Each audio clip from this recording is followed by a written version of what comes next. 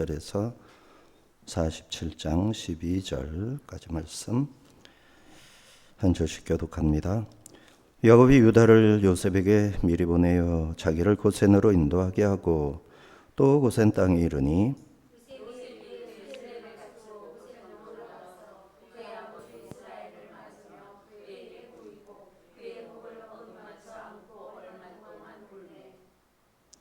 이스라엘이 요셉에게 이르되 네가 지금까지 살아 있고 내가 네 얼굴을 보았으니 지금 죽어도 족하도다.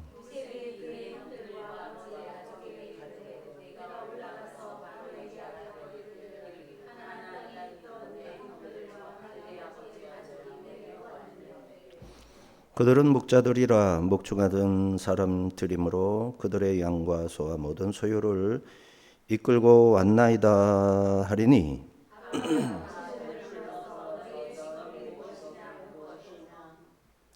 당신들은 이르기를 주의 종들은 어렸을 때부터 지금까지 목축하는 자들이 온데 우리와 우리 선조가 다 그러하니이다 소서. 애굽 사람은 다 목축을 가증히 여기나니 당신들이 고센 땅에 살게 되리이다.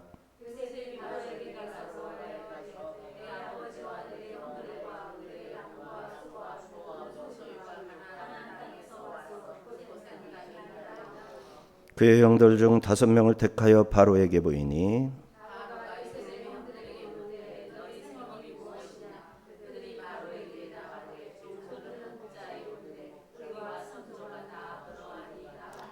그들이 또 바로에게 고하되 가나안 땅에 기근이 심하여 종들의 양떼를 칠 곳이 없기로 종들이 이곳에 거류하고자 왔사오니 원하건대 종들로 고센 땅에 살게 하소서.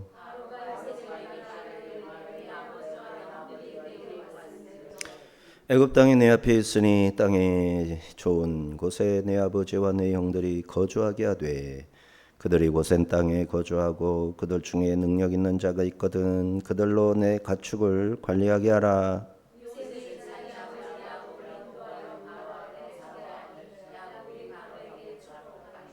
바로가 야곱에게 묻되 내 나이가 얼마냐?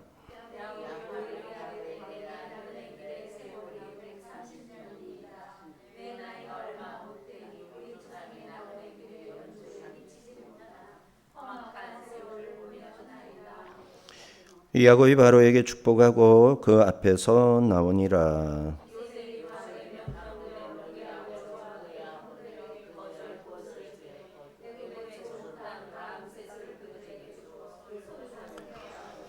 또 그의 아버지와 그의 형들과 그의 아버지의 온 집에 그 식구를 따라 먹을 것을 주어 봉양하였더라. 아멘. 네. 28절 29절을 더 볼까요?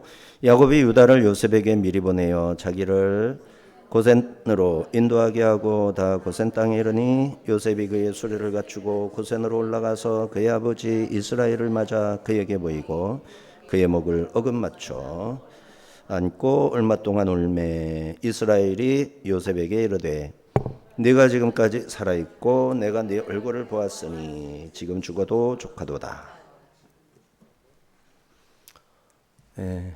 요셉이 활약하는 장면이죠.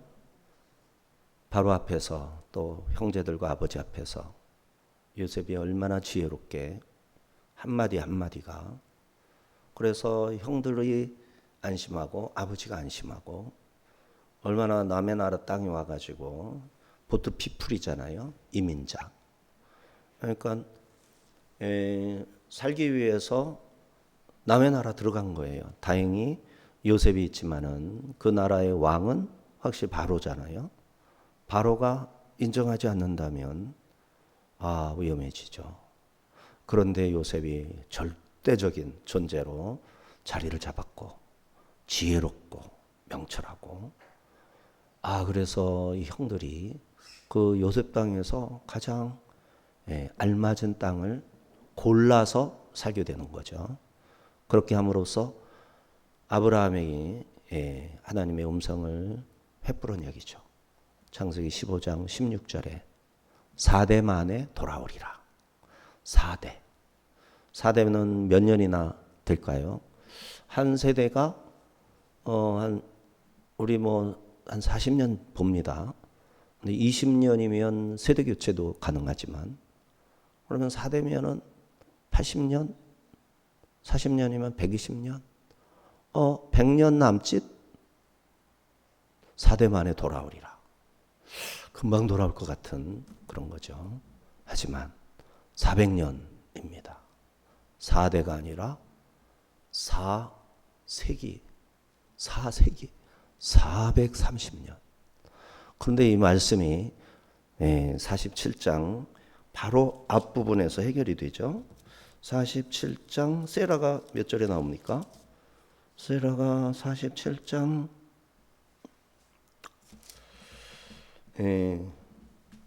46장 이제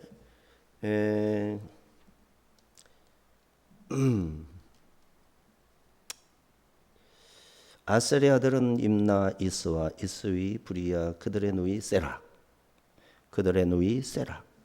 아셀의 딸로 나오죠, 세라가. 근데 민수기 26장에 보면 애굽에서 나와 가지고 가나안 땅으로 들어가는 사람의 명단이 나오거든요. 이거는 가나안에서 나와서 애굽으로 들어가는 사람들의 명단.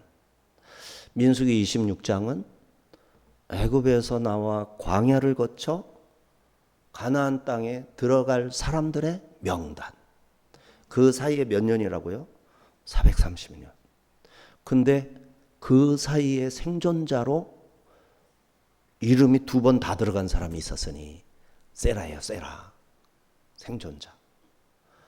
애굽에 들어갈 때 어린아이였던 세라가 가나안 땅에 들어가는 430년에 최고령자로 살고 있었어요. 믿어집니까? 이 이야기 들어본 적 있어요? 저는 목사인데도 엊그제 알았어요. 엊그제. 너무 기가 막히지 않아요? 엊그제 알았어요.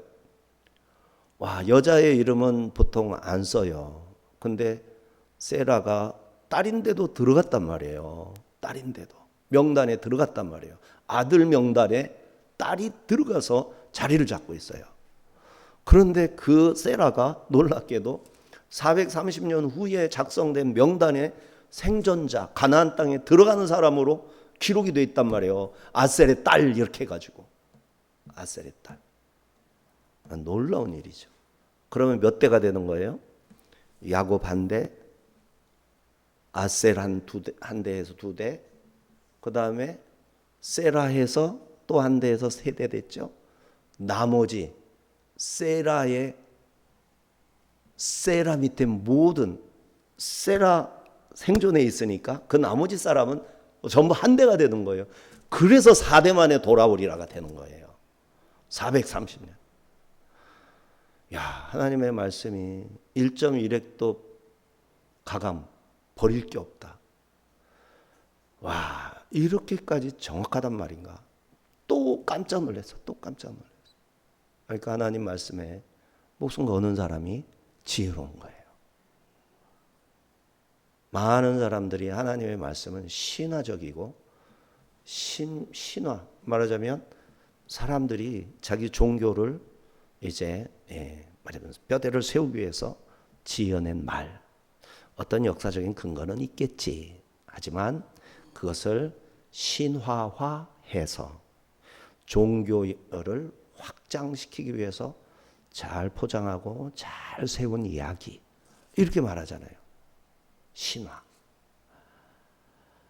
그런데 그게 아니라면 기독교의 성경은 이게 인류 문자가 생기기도 전에 어떤 책도 나오기도 전에 이것이 구전어로 도래 이거는 한 번에 작성된 게 아니란 말이에요. 2500년에 걸쳐서 40여 명의 작가들에 의해서 아주 일관성 있고 아주 맥락에 맞게 오차 없이 정확하게 기록된 거고, 다만 최초의 문서가 각 나라 언어로 번역되는 과정에서 번역에 오류가 있었을 뿐이다. 이게 안 믿는다고 많은 사람들이 이거를 왜 안 믿냐고, 살아계신 하나님의 말씀을. 못 믿어요. 못 믿어. 근데 믿는 거예요. 태초에 하나님이 계시니라. 믿는 거예요. 태초에 하나님이 천지를 창조하시니라. 믿는 거예요. 이거를 왜 의심하냐고, 이거를. 아니 그럼 우연히 생겼다는 과학자들의 말을 믿는다는 거야? 아니 어떻게 우연히 지구와 태양과 달과 거리와 만유 인력에 의한 그 거리가 그 지구 역사, 인류 역사에 변함없이 그게 정확하게 돌아갈 수 있다라는 것이 어떻게 우연히 가능하냐고, 그게. 예? 그거를 우연이라고 말하는 게 정말 기적이지. 성경 말씀이 맞는 거예요. 하나님이 세상을 창조하신 거라고. 정확하게. 사람이 인간을 어떻게 만들어? 아니 우리가 뭐 배터리 껴서 삽니까? 밥만 먹으면 되잖아. 밥도 억지로 먹는 게 아니잖아. 얼마나 맛있냐고요. 맛있어서 먹는 거잖아. 행복해서 먹는 거잖아. 근데 왜 그 속에서 배터리보다 더 좋은 게 나오냐고. 어디서 나오는 거지 이게? 나오고. 이걸 어떻게 드냐고, 이거를. 배터리도 없는데. 굴뚝 한번 넘어가고 수분이 돼서 땀으로도 나오고. 얼마나 신기하냐고. 하나님이 사람을 만들었다고 성경에 딱 나왔어. 그걸 어떻게 안 믿냐고 또. 하나님 말씀 100%입니다. 그대로 믿는 자가 지혜로운 사람입니다. 안 읽어서 못 믿는 거지. 읽고 깨달으면 믿을 수밖에 없습니다. 그러니까 읽는 자가 지혜로운 거지. 읽는 자가. 자, 얼마나 지혜로운가. 요셉이 말도 잘하고 분별력도 있고 설득력도 있는 유다를 먼저 야곱이 요셉에게 보냈고, 그 다음에 이제 요셉이 유다 형을 따라서 고센 땅으로 도착했다는 소식을 듣고 찾아가서 아버지를 뵙고 형들을 뵙고, 그러고 그쪽에서 임시 이렇게 쳐가지고 거기서 임시로 대기하게 하고 5명을 뽑습니다. 형제 5명을 뽑아가지고 바로에게 갈 건데, 먼저 요셉이 말합니다. 아버지, 그리고 형, 제가 먼저 바로를 만날 겁니다. 바로를 만나서 우리 형제들은, 우리 아버지는 목축업으로 하는 사람입니다. 그래서 목축업을 하기 때문에 그들은 부정한 사람들입니다. 애굽의 문화적으로 목축업을 하면 부정한 사람들인 거예요. 그래서 그들을 이 애굽의 수도로 들일 수가 없습니다. 그들을 위해 멀리 떨어져 있는 고센 땅에 살게 하는 것이 좋겠습니다. 바로께서 허락하시면 그렇게 하겠습니다. 라고 말할 테니까 형들은 바로를 만나거든. 너희들의 직업이 무엇이냐 묻거든. 형들이 재주도 많고 할 수 있는 일도 많고 기술도 많지만 그딴 거 다 치우고 오직 양을 치고 나귀를 치고 목자의 삶을 사는 사람이라고만 말씀하십시오. 그러면 바로가 고센 땅을 내주어서 살게 할 겁니다. 와, 얼마나 지혜로운지 몰라요. 근데 그 문화가 중요하잖아요. 그런 결론을 내게끔 요셉이 말을 하고 행동을 한 건데, 그게 누구에게서 나온 거냐? 자기 꾀로 한 게 아니라 하나님께 기도하는 사람으로서 성령님의 지혜를 따라 말한 거였어요. 놀랍죠? 거기에 속임수가 있습니까? 없습니까? 약간 의도성은 있지만 속임수가 있어요? 없어요?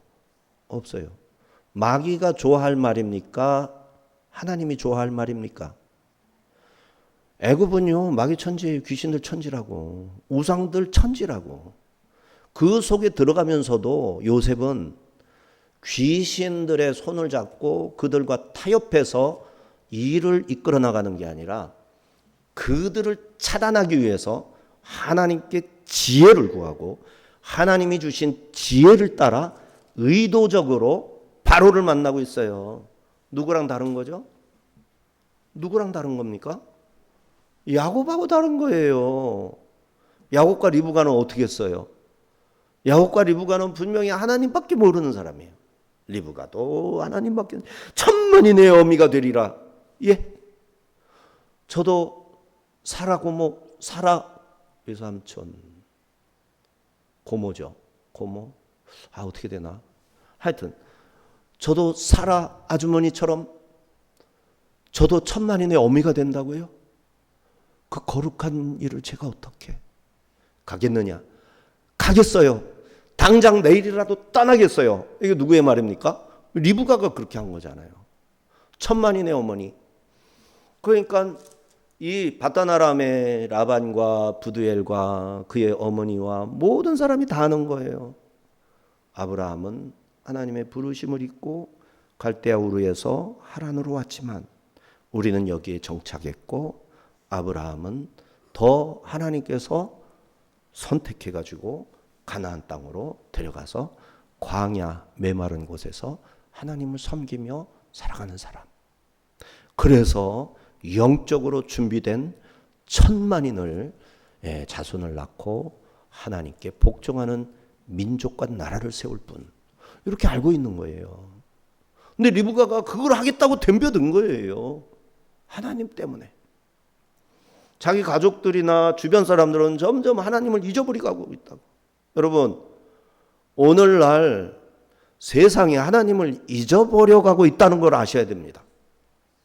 교회들이 하나님을 잊어가고 있다는 사실을 발견할 수 있어야 돼요. 성도들이 하나님을 자꾸 떠밀고 멀어져 가고 있다는 것을 내가 느끼지 않고는 하나님을 진심으로 섬길 수가 없어요. 그러니까 이게 너무나 중요한 거예요. 이게 지금 세상이 어느 지점에 와 있는지, 하나님으로부터 얼마나 멀어져 가고 있는지 이게 분간이 되지 않으면 나는 그냥 태평스러운 거예요. 근데 이게 한없이 멀어져 간다는 것을 깨달은 사람은 편안할 수가 없어요. 같이 떨어져 가면 안 되니까. 나라도 붙들고 있어야 되니까. 그렇게 해서 믿음을 지키는 사람이 나오는 거라고요. 그렇게 해서 교회가 2000년이 넘도록, 예수님 이후에 2000년이 넘도록 이렇게 예수님의 말씀을 붙들고 교회가 존재하고 있는 거라고. 의중이 떠중이가 그냥저냥 믿어가지고 교회가 오늘까지 존재하는 게 아니라 세상이 점점, 하나님의 백성이, 교회가 점점 하나님으로부터, 말씀으로부터 멀어진다는 그 위기의식을 가진 사람들이 이걸 붙들고 떨어지지 않기 위해 몸부림을 쳤기 때문에, 그래서 2000년이 지난데 우리도 예수님을 믿을 수 있게 되었다라는 거예요. 그런 사람이 필요한 겁니다.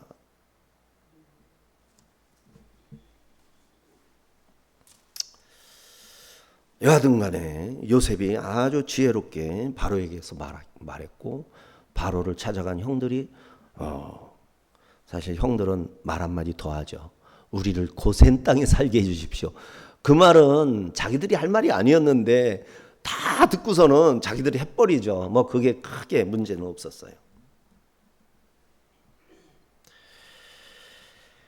자, 야곱의 130년 인생. 언제나 무언가를 움켜쥐고 빼앗기지 않으려고 버티고 도망치는 결핍과 투쟁의 연속이었는데, 그의 삶에는 안식이 없었는데 세상에 놀랍게도 애굽이라는 곳의 삼각주, 나일강 삼각주의 고센 땅이라는, 나일강이 범람하면 거기도 잠길 수 있는 아주 위태로운 지역인데, 그곳에 그래도 어느 정도 지대 높은 곳을 골라서 거기에 살게 된 거예요.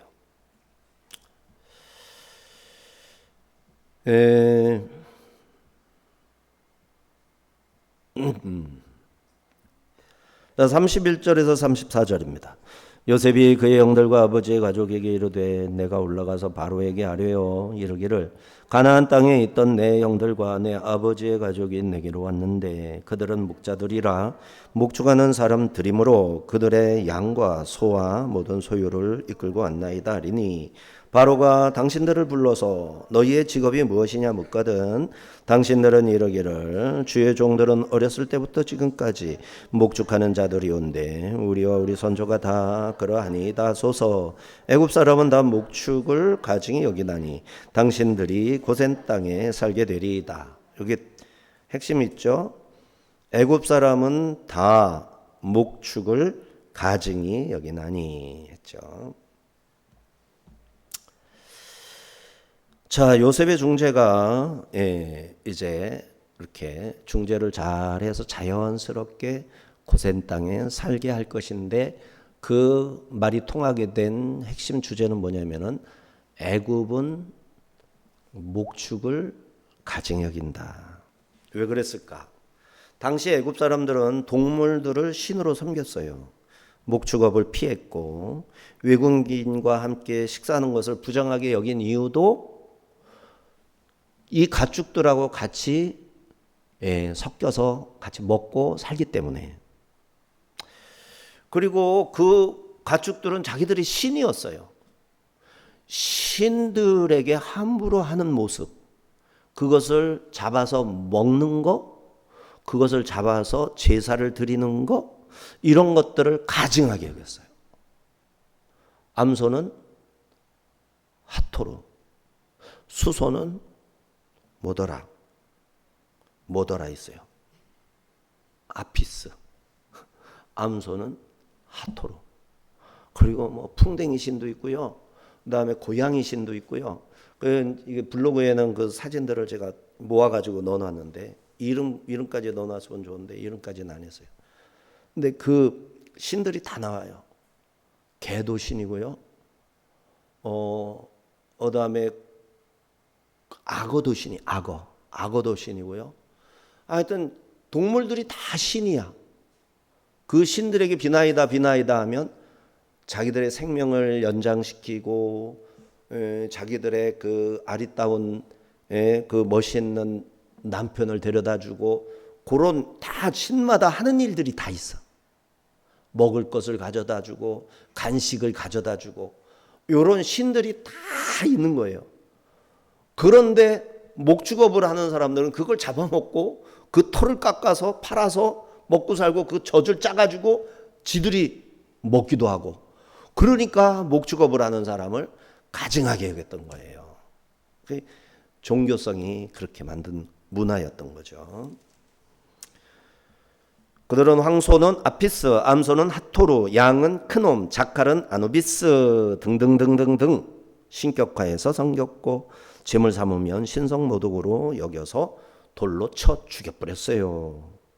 그러니까 이들이 볼 때 이스라엘 사람들은 하나님 앞에 양을 잡아서 제사를 드리니까 애굽 사람들이 보면 살려둬서는 안 되는 돌멩이를 들고 가서 다 돌 던져서 죽여야 될 사람인 거예요. 그런데 요셉 때문에 돌을 던지게 내버려 둘 수 없잖아요. 그렇다고 자기들의 신을 바꿔라. 바로로서는 겁나는 일이죠. 그래서 바로가 고센 땅을 구별하여 내준 겁니다. 누가 역사하신 걸까요? 하나님이 역사하신 거죠. 왜? 이스라엘을 선택하신 하나님은 자기 백성들이 거룩하길 원했고 거룩한 자기 백성들이 애굽으로 들어가서 섞여서 살다 보면 애굽의 우상 숭배에 참여할 것이고 그들의 안 좋은 문화를 받아들이게 되면 거룩성을 잊어버리고 아주 세속적인 존재들이 되고 마는 거죠. 그래서 하나님이 요셉에게 지혜를 주신 거고 요셉은 하나님의 뜻을 알기 때문에 기도하면서 그 지혜를 발휘하여 바로에게 찾아가서 바로가 현명하고 자연스럽게 고센 땅을 구별해서 야곱과 자기 형제들에게 살 수 있는 장소로 내주게끔 하였다. 놀랍죠. 그러니까 믿는 사람들이 이런 배짱과 이런 믿음을 가지고 살아야 됩니다. 아니 신수가 활짝 피는 사람 중에는 어떤 사람이 있냐면은 복권 맞아가지고 그냥 벼락부자 된 사람도 있고요. 땅이나 집을 샀다가 이게 그냥 갑자기 쫙 올라가가지고 그걸 무슨 부자라고 하더라. 그럼 부자가 돼가지고 떵떵거리며 사는 사람도 있고요. 별로 그냥 뭐 부지런하지도 않았는데 어쩌다가 그냥 벼락부자, 떼부자 되는 사람들이 있단 말이에요. 살다 보면 그런 일이 있어요, 없어요? 있는 거예요. 그 하나님을 믿는 사람들은 그런 일이 있어요, 없어요? 잘 없죠. 근데 하나님이 그 일을 할 수 있어요, 못해요? 할 수 있죠. 하나님이 필요할 때 하시는 거래요. 그러면 보세요. 70명이 지금 가나안 땅에서 딱 굶어 죽게 됐잖아요. 어떻게 살아가냐고. 어떻게 66명이 왔는데 야곱까지 하면은 67명이고 애굽에는 요셉도 있고 두 아들이 있죠. 에브라임, 므낫세. 다 합치면 70명이라고. 근데 이게 여자 뺀 거예요. 또 이 여자들을 추구하고 족장급을 빼면 그게 70명이 아니라고 더 많다고요. 더 많은 사람들이 있는 거예요. 근데 이 사람들이 그 애국까지 1000몇백 킬로를 왔는데 살지 죽을지도 모르고 요셉만 바라보고 온 거 아니에요? 어떻게 될지 알아? 모르지. 그러나 하나님께 기도하는 요셉, 회개하고 새 사람 되어가고 있는 야곱을 하나님께서 택하셨기 때문에 그들을 통해서 이 세상의 모든 주권을 가지고 있는 살아계신 하나님이 자신의 존재를 나타내고 자신에게 자기 생명을 드리고 자기 인생을 바쳐서 복의 근원으로 살아라 하는 그 명령, 제사장으로 살아라 하는 거룩한 직분을 받아서 감당하려고 할 때 그들에게 그까짓 거 로또 하나 맞추는 거 어렵겠어요? 하나님이 하시지. 때가 되면 다 하시는 거라고. 66명이 왔지만 이 사람들이 400년이 지나면 몇 명이 되냐면은 250만에서 300만 명으로 늘어나는 거예요. 어마어마한 거예요. 400년. 사실 우리나라가 지금 2026년이니까 400년, 430년 전이면은 1600년 경이면은 몇 세기?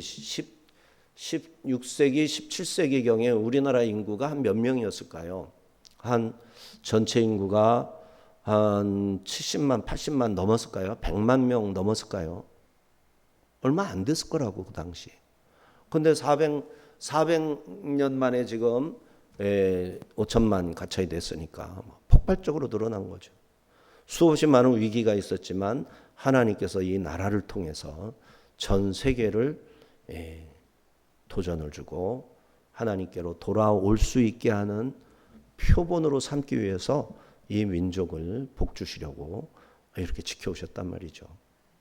그러니까 하나님이 우리들이 너무나도 정말 한심한 거예요. 어떻게 보면 46장 23절에 한 사람이 나오는데요. 46장 23절 한번 보세요. 단의 아들 후심. 단의 아들 후심. 아니 다른 12아들들은 아들들이 4명, 7명 되게 많아. 근데 단은 아들이 몇 명? 1명, 후심. 1명밖에 안 갔어. 단은 아들 1명 딸랑 데리고 애굽 땅으로 갔어. 근데 애굽에서 430년이 지난 다음에 단 지파가 몇 명이에요? 62,700명으로 늘어요. 유다 지파가 제일 많고 그 다음 많은 게 단 지파였어요. 그 1명밖에 안 되는데 그렇게 늘어나는 거예요. 그러니까 아들 하나 있으면 얼마나 다행한 거예요. 딸밖에 안 두면은 그냥 아들을 이렇게 사회를 잘 얘기해서 아들 하나 이렇게 장인어른 그 성에다가 붙여주면 어떻겠냐. 혹시 잘 얘기하면 들어줄지도 모르니까 한번 말해 보던가요. 쓸데없는 얘기라고 생각할 수도 있지만 어쨌든 그렇단 말이죠. 그런데 어쨌든 이 당시는 그런 방법을 쓸 때도 아니고 다네 아들 후심 한 명이 62,700명으로 늘어난다.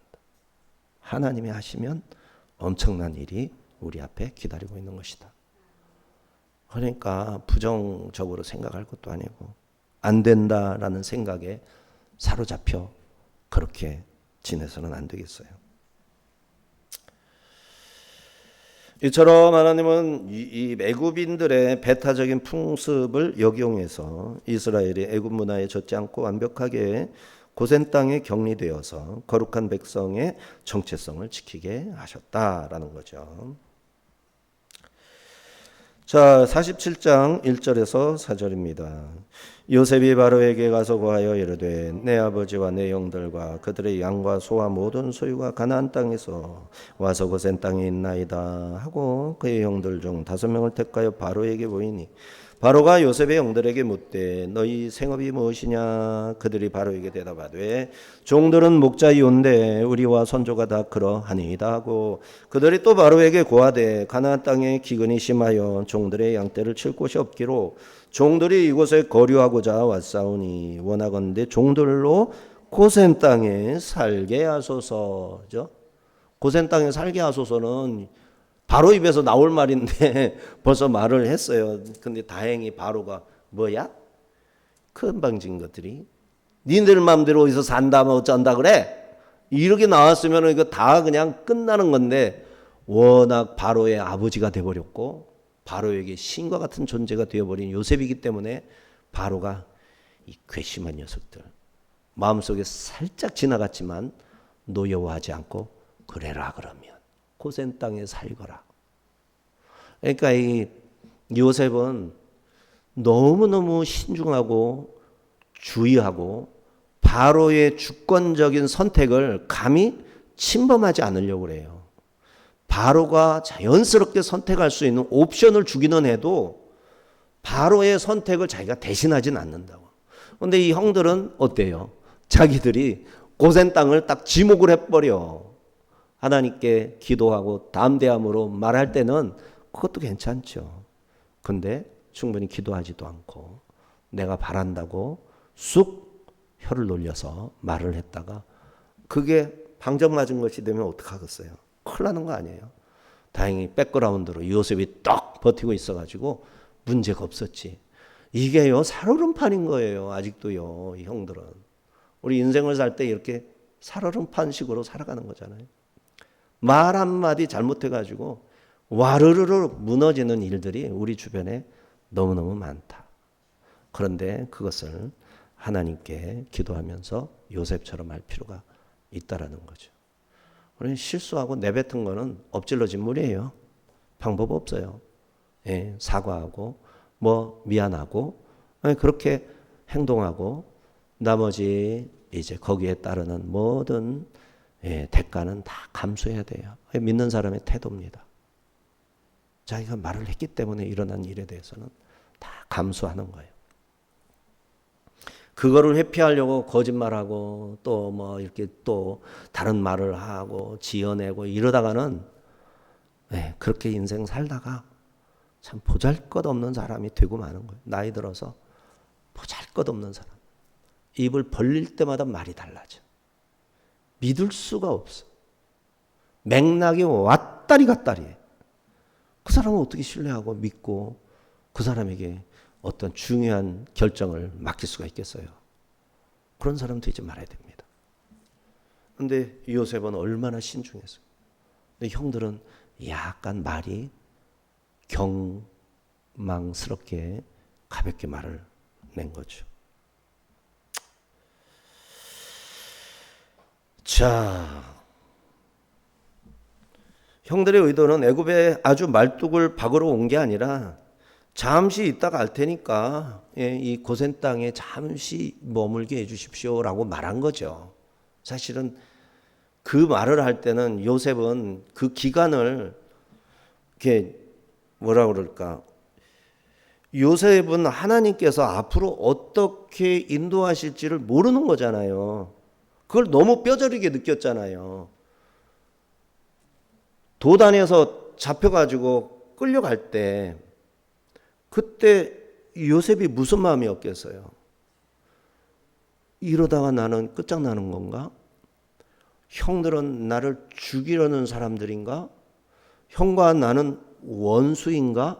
하고 원수로 확정 지었으면 이런 일 안 생기죠. 근데 나를 판 형들이 과연 본 마음일까? 본심이었을까? 순간적인 착각은 아니었을까? 마귀의 역사에 잠깐 속은 건 아니었을까? 나중에 그것을 알고 회개하고 돌이키진 않을까? 하나님이 그렇게 일하시지 않을까? 열어놓잖아요. 요셉은 열어놔요. 그리고 하나님이 나에게 들려주시는 소리가 뭔가? 끊임없이 귀를 기울인다고. 내주하시는 성령의 음성이 어떤 음성으로 내게 말씀하실지 계속해서 거기에 집중해서 듣는 거라고요. 그렇게 열어놔야 내가 섣불리 애단하지 않고 잘못된 판단을 안 하는 거라고. 하더라도 속히 돌이킬 수 있는 거라고요. 하나님의 뜻이 분명히 지는 순간 모든 것을 하나님께 맡겨버릴 수 있는 여지를 항상 두고 살아가야 되는 거예요. 요셉이 그랬어요. 요셉이. 그러니까 종으로 팔려가는 중에도 하나님이 나를 지켜주신다. 아니 지켜줬으면 왜 종돼? 하나님이 지켜줬으면 왜 노예로 팔려가냐고. 하나님이 안 지켰으니까 노예가 됐지. 이게 모든 사람이 생각하는 거라고. 대부분의 사람들이. 근데 요셉은 그렇게 생각 안 했다니까. 잡혀갔고 보디발의 아내의 모함으로 감옥에 가잖아요. 하나님이 함께 하신다고 왜 감옥에 가? 억울함을 풀어주고 너 고향으로 돌아가라 이렇게 말해야 하나님이 나와 함께 하신 거지. 대부분의 사람들이 그렇게 생각하는데 요셉은 깜방울까지 더 낮은 곳으로 더 바닥으로 끊임없이 내려가고 끊임없이 악화되고 모든 것이 엉클어지고 소망이 점점 없어져 아주 깜깜해지는 거예요. 그런데도 요셉은 하나님을 포기하지 않아. 하나님이 나와 함께 하신다. 하나님의 계획이 있으시다. 이러고는 그 믿음을 버리지 않고 끝까지 지킨단 말이에요. 얼마나 진짜 귀한 믿음이냐고. 이 믿음을 우리에게 한번 가져보라는 거예요. 근데 야곱도 그 믿음이 있었기 때문에 끝까지 포기하진 않았죠. 아니 야곱을 생각해 보세요.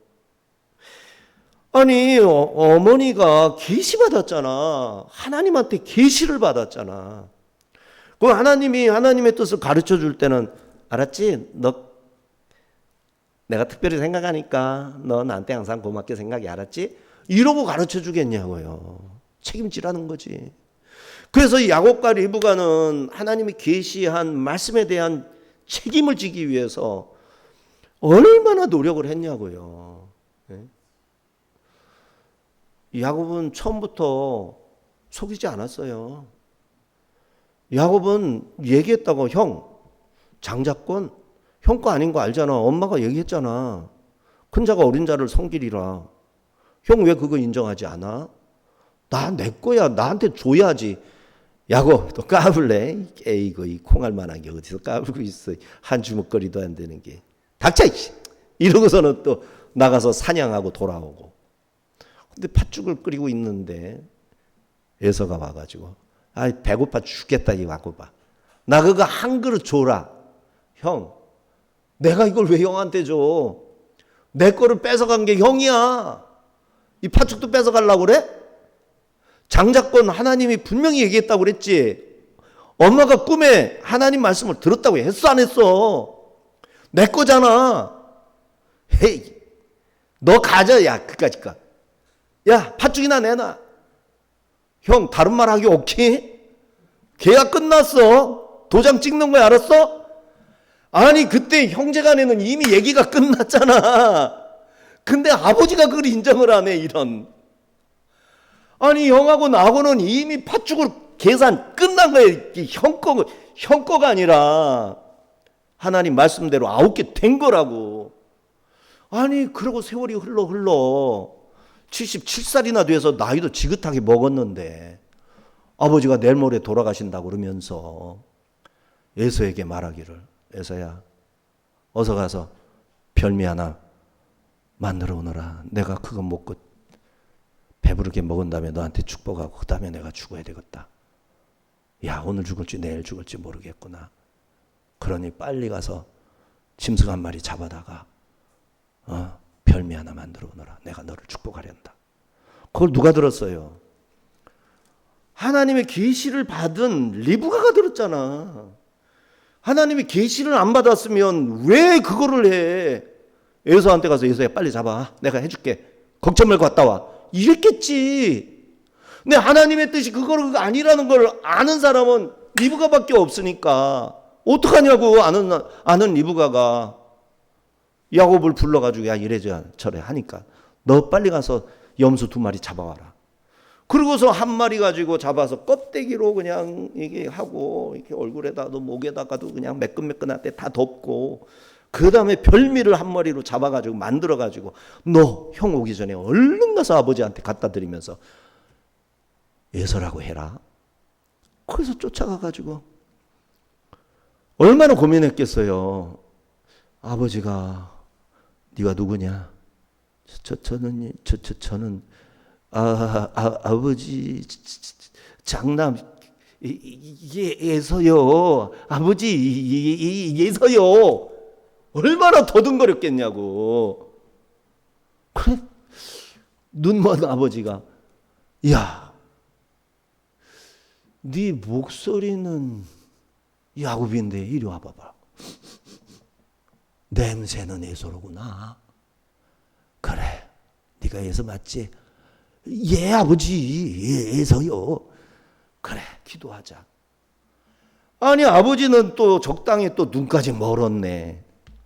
아니 눈이라도 안 멀었으면 그 속에 생각을 했겠냐고. 누가 눈 멀게 했겠냐고. 하나님이 금을 쳐놓은 거지. 하나님이 올무해 놓은 거잖아. 이게 다 하나님의 작전 속에 있는 거잖아. 야곱의 입장에서는 자연스러운 거예요 그게. 그래서 야곱이 그런 거 아니야. 뭐 때문에? 자기 잘났다고? 자기 부자 되려고? 형껏 뺏어가지고 자기가 거부되려고? 권세 얻으려고? 아니에요. 하나님의 뜻을 실현하기 위해서. 하나님의 말씀이 그대로 우리 가정에서는 100% 이루어져야 되니까. 이거 지켜내려고 한 거였다고. 근데 방법이 뭐였어요? 옆집 가서 도구를 하나 빌려온 거지. 속임수라는 도구. 그는 마귀가 사용하는 방법인 속임수라는 것을 갖다가 아버지를 속이고 하나님을 속이고 형을 속였던 거라고. 사실은 형과는 계산 끝난 거지만 리브가의 입장에서는 남편이 잘못하는 게 맞거든. 그런데 이들의 실수는 뭐예요? 그 실수가 어디에서 나타나냐면은 앞에 창세기 22장에서 나타나는 거잖아요. 창세기 22장에서 아버지 나무도 있고 불도 있는데 하나님께 드릴 번제할 어린 양은 어디 있나이까? 여호와 이레다. 하나님이 준비하신다. 가자. 아버지 왜 나를 묶어요? 조용히 해라. 아버지 노망 드셨나요? 한마디 안 했어. 예. 올라가라. 제가요? 올라가라. 올라갔어요. 누워라. 그리고 이제 불 붙일 준비해 놓고 그리고 칼을 뽑았어요. 칼날이 아주 날카로운 거 싹 봤죠. 돌멩이가 있길래 싹 비볐어. 한 방에 그냥 들어가게. 번쩍 들어가지고 하나님이 바치라니 바칠 수밖에. 그러나 산자의 하나님, 죽은 자를 살려서라도 하신 말씀은 반드시 이루시는 하나님 하려고 하는데 아브라함아 그 아이에게 손을 떼지 말아라. 내가 이제야 네가 나를 경외하는 줄 알았노라. 그러고 나서 옆에서 여호와 이래구나. 양을 잡아다가 이삭을 내리고 그거를 잡아서 번제로 드렸다고. 마지막 순간이잖아요. 칼이 들어가기 그 짧은 0.0 몇 초. 그 짧은 순간에 하나님이 하신다고. 마지막 순간에 미리미리 하시는 게 아니라 하나님이 그렇게 하실 거라고. 그런데 리브가와 야곱은 그렇게 하지 않았어요. 미리미리 옆집에 가서 속임수라는 연장을 빌려다가 아버지를 속이고 형을 속이고 장자권이 아니라 장자에게 주는 축복을 다 받아냈다고. 그거 받는다고 하나님이 매이시는 분인가? 하나님이 택하신 장자가 형에게로 돌아가나? 아니에요. 하나님이 뜻을 정하면 그냥 하나님이 하시는 거야. 이 권세가 누구도 그거는 침해할 수 없는 하나님의 권세고 하나님의 뜻이란 말이에요. 그런데 사람이 그걸 걱정하고 자기가 들어가서 하나님의 뜻을 이루겠다면서 자기 생각으로 방법을 찾아서 개입을 했단 말이죠. 이거를 하나님이 하지 말라는 거예요. 내가 생각한 것은 내가 해. 너는 내가 하라는 것을 해. 그리고 나한테 오케이 하고 받은 것으로 나를 섬겨. 이게 하나님의 뜻이잖아요.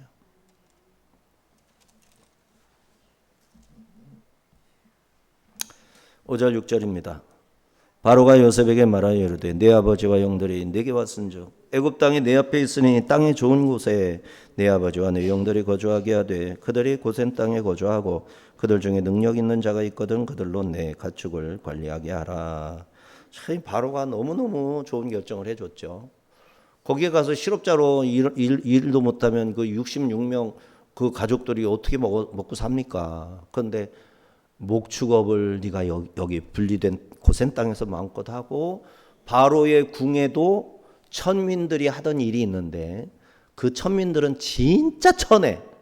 근데 너희들은 고급스러운 사람들이니까 너희들이 바로의 가축을 잘 키워서 필요할 때마다 궁으로 보내라. 양이 필요하다면 보내주고 나귀가 필요하다면 보내주고 낙타가 필요하다면 보내주고 말이 필요하다면 보내주는 그 일을 너희 중에 아무개나 재능 있는 사람이 하도록 해라. 이렇게까지 해서 일까지 얻어냈어요. 7절 10절 요셉이 자기 아버지 야곱을 인도하여 바로 앞에 서게 하니 야곱이 바로에게 축복하며 바로가 야곱에게 묻되 내 나이가 얼마냐? 야곱이 바로에게 아뢰되 내 나이 나그네 길의 세월이 130년이니이다. 내 나이가 얼마 못되니 우리 조상의 나그네 길의 연조에 미치지 못하나 험악한 세월을 보내었나이다 하고 야곱이 바로에게 축복하고 그 앞에서 나오니라. 누가 누구에게 축복해요? 야곱이 바로에게. 행색은 바로는 왕이지 뭐. 주변에 막 대신들이 있고 막 얼마나 이게 막 부채 같은 걸로 도우실까봐 그냥 부채질하는 무슨 깃털 같은 걸로 막 이러고 있지를 않나 그냥 뭐 그냥 의리의리한 게 그냥 막 그냥 바닥에 그냥 돌을 쫙 깔고 막 보석이 막 반짝반짝 빛나고. 야곱은 다 늙어서 130살 늙어가지고 이제 지팡이 잡고 왔을 거 아니냐. 그런데 누가 누구에게 축복하느냐? 그 늙은 야곱이 바로에게 축복하더라. 왜? 축복권이 누구에게 있으니까? 하나님이 야곱에게 주셨으니까.